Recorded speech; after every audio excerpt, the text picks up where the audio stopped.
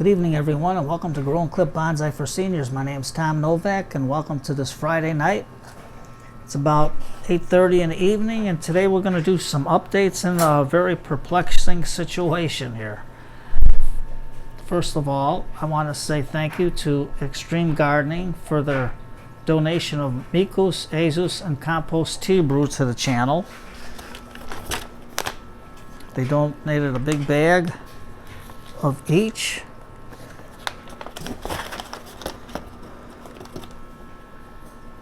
And I thank them very much, because even if they didn't donate it, I'd have still bought it, because I trust this product, and this bacteria really does work. Now, let's do our first update. And that'll be our Tonto Crape Myrtle of 6/17 of 2020. It survived the 2020-21 winter. And the only crepe myrtle that did it, this is Tonto. Look at the nice red flowers. A lot of buds on it. And it was 6/17 of 20. Look how nice that thing is. And this is, I get this one from Clint Cotton, the crepe myrtle guy, because he has excellent trees. The next one is the one that I found that was on sale at Dwarf Ixora. I hope I said that right. And this one we only potted on 7/6, and look at the flowers on this thing already. And look at all the flower buds. Amazing. Look at that. So these things really do flower really nice. And then we have our Bursera Hindsiana. I hope I said that right. Remember, it had a long winter dormancy? Well, it finally is growing now. And there's the update on it. I'll have to excuse it. Some of the birds were moving the gravel around, but you can see the root structure on it starting to take shape. And that's 11/9 of 2019. Look how nice it's growing. Beautiful little specimen. Look at the trunk on it. Now we have an unknown situation here. I got this from my friend. He says, "Oh, I'm going to do bonsai." But I always say start out small. I don't know if you can see. The tree looks nice from the camera, but it's not, because everything is brittle. I mean, this is a beautiful pot. It would have been a beautiful bonsai, but I think most of it is totally dead. You can just snap it. Let's see if I got my magnifying glass. I don't know if you can see.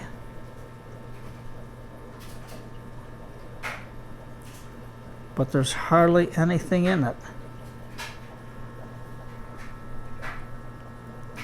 There's no green in it at all. It's just white, dead looking. I wish I could show you a little bit better. But let's see if we can find anything that's alive on here. I'm going to take my pruners and dip them in peroxide. And let's cut back. That one's dead. They just break. This one's a little soft, so maybe the branch is still good. But these are no good.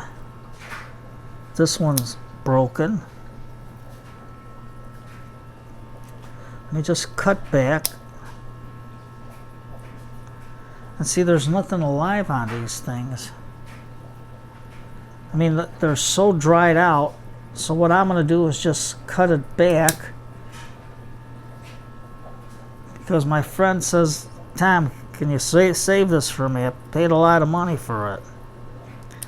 The first thing I told him was, you can't keep it inside, because junipers are meant to be outside. Yeah, that one's dead too. Junipers are meant to be outside.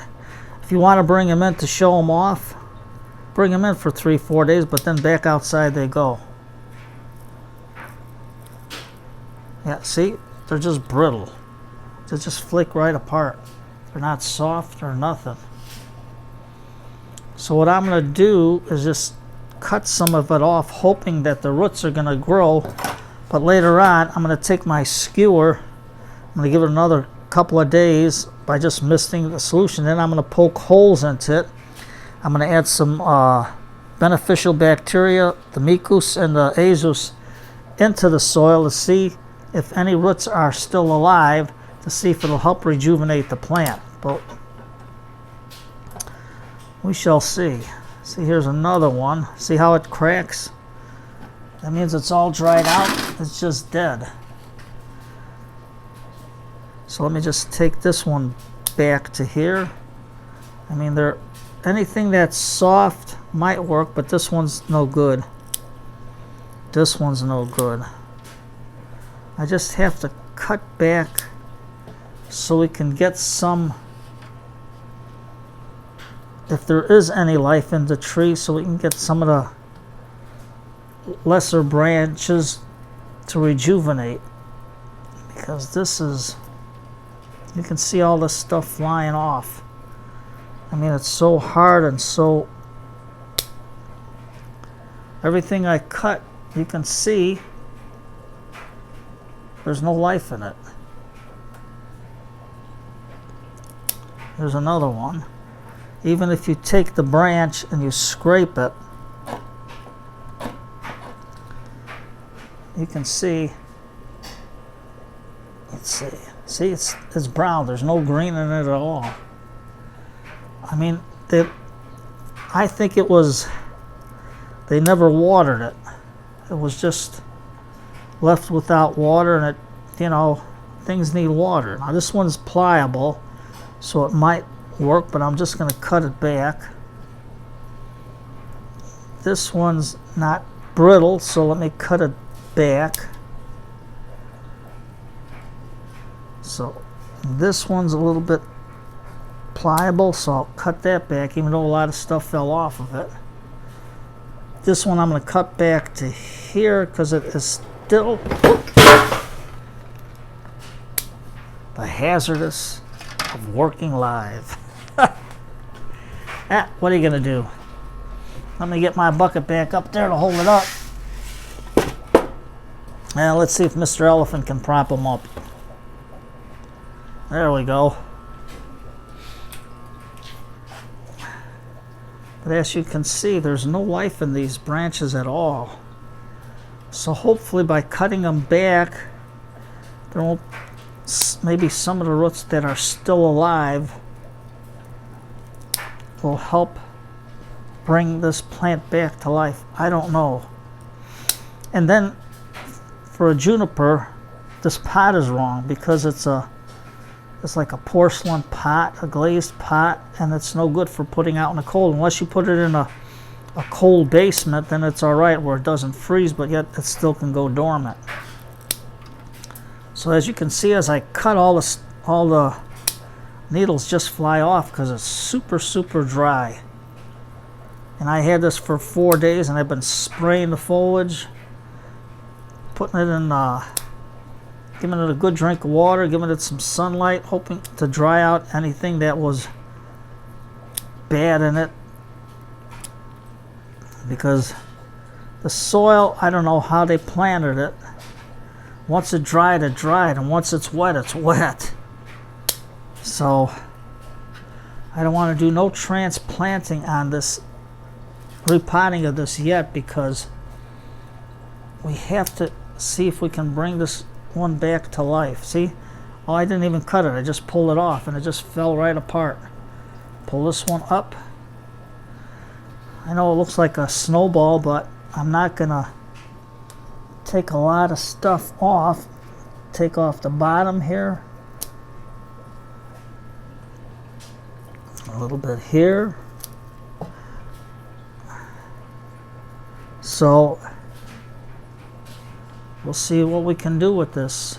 I don't know if it's alive or dead, but from all signs, even if I cut back, I'm going to cut all the way back to here until I stop. When you hit the branch and you hit the fork in the branch, it'll stop your shears, You cut it and it doesn't even look like you cut it, see? But here's a piece of wood.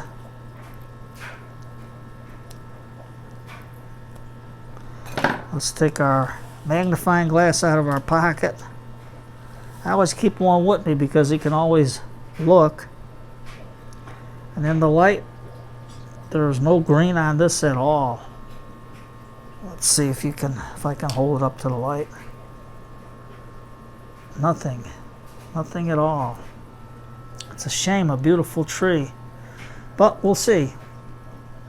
I'll give it another couple of days, maybe Sunday morning. What I'll do is I'll take some Azus and some Mikus, and all I'm going to do is poke a hole in it straight in, and then just pour some in towards the root base and see what we get out of it. So, is it alive? Is it dead?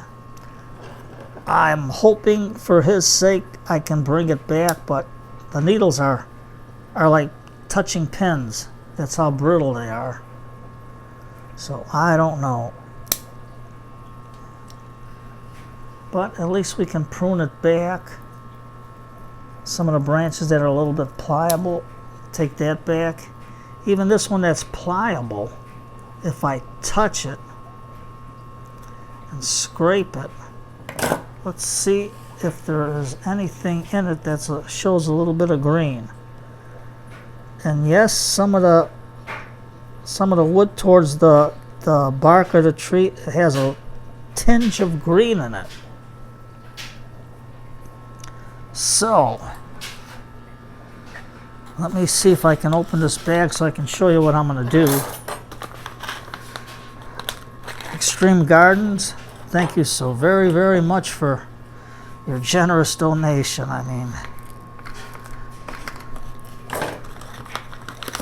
you guys are the best, and you're the only ones I use. This is the only product beneficial bacteria I use because I know it works. And the beneficial bacteria, you might think, well, hey, Tom, it's no good. Yeah, it's good because what it does, it works hand in hand with your root system. Your roots feed the bacteria, and the bacteria feed the roots. So, let's see if I got good fingernails to open this up. They sealed the bag in good, so that's good. And I think I'll make some black gold too. I'll do that Sunday. I'll make some what I call the extreme tea brew, the black gold, and I'll put it in here too to give it all the beneficial bacteria I can get into the roots and see if this will come back. So right now we got our scoop, and all I'm going to do is punch a little hole just for now and put a little bit in, get another hole, put a little bit in until I can get the brew going, put that in. Now there's air pockets in this because I can push this in and not hit nothing now, so I don't know if the roots are alive or if they're dead. So we'll see what this if the beneficial bacteria can do a little bit of a miracle here on saving this tree. I don't know. Fingers are crossed on this. See, I want real nice into here, so that means there's got to be an air pocket in there. So whoever planted this for him really didn't do a good job in getting all the air pockets out. So that could be another reason why the tree suffered. Look, I can go all the way in. Either that or the roots are dead. But this went in with no problem. Look at that. So, I got some. I'll put our Mikus in there. And we'll give it a try and see if it'll help it out. But look at that. Right in. No resistance, nothing. So, this is, let's see what size this is. we put in 1 teaspoon of micos inside them holes. Now, we'll just cover it up, put it in, get it into there. I mean, they put little rocks on there, but little rocks ain't gonna make this tree live if you don't water it. So I think it was a lack of water and everything else. I mean, they got a lot of nice tree bark in here, or what they mixed up, but I don't know. Look, you can just move it and nothing. Look at that. Even if I go to here and push it back, there's no signs of root growth at all. But I will do my best and see if it'll come back with the micos. If the bacteria can help this little tree, if there's any roots in there, let's say, come back alive. I don't know. We'll see. I'll let you know one way or the other. So, once again, Clint Cotton, the Crape Myrtle guy, thank you so very much for your beautiful Crape Myrtles. And I have another Crape Myrtle that I planted in the big root maker pot that's going to flower too. Wait till you see that one. And to Extreme Gardens, a special thanks to Irwin for supplying me these samples that are these bags of beneficial bacteria to help us out in our bonsai. So, I mean, you can get a free sample pack. It's free. I think it's like $4.95 or something like that for shipping. The shipping is cheap, but for a free sample, hey, you got nothing to lose to try it out. So let's keep our fingers crossed on this juniper. I mean, look at that, just touching it, and the needles are falling, and some aren't. So maybe there's life, maybe there's not. Tomorrow morning I'll give it a good spray, a good watering. Right now the micos is in there. The soil is still a little damp and wet, so it'll get the bacteria growing. And hopefully maybe it'll survive. We don't know. So fingers crossed, everybody. So what's tonight? Tonight is Friday night, and tonight is dance night. And so grandma, grandpa, put the grandchildren to bed if you're babysitting them. Mom and dad, put the kids to bed.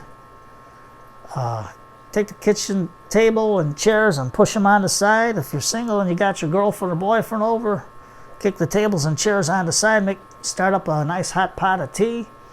Put on some Artie Shaw, Dizzy Gillespie, Tommy Dorsey, Duke Ellington, Woody Herman. Whatever your pleasure is, dance the night away. And after that, sit down, relax, and enjoy each other's company with a nice hot cup of tea. You take care, everybody. And thank you for coming to Grow and Clip Bonsai for Seniors. And don't be afraid to try things out. Crape Myrtles are easy. Ixora looks like the easiest one. And don't buy an expensive tree until you practice with the little ones. If you can keep a little one alive, you'll be able to keep a big one alive. But I'll try my best to help them out and hope maybe something will turn out for the good. We'll see. So take care, everybody, and thank you for coming to Grow and Clip Bonsai for Seniors. My name's Tom Novick, and have a great night. And don't forget, dance and have a nice cup of tea.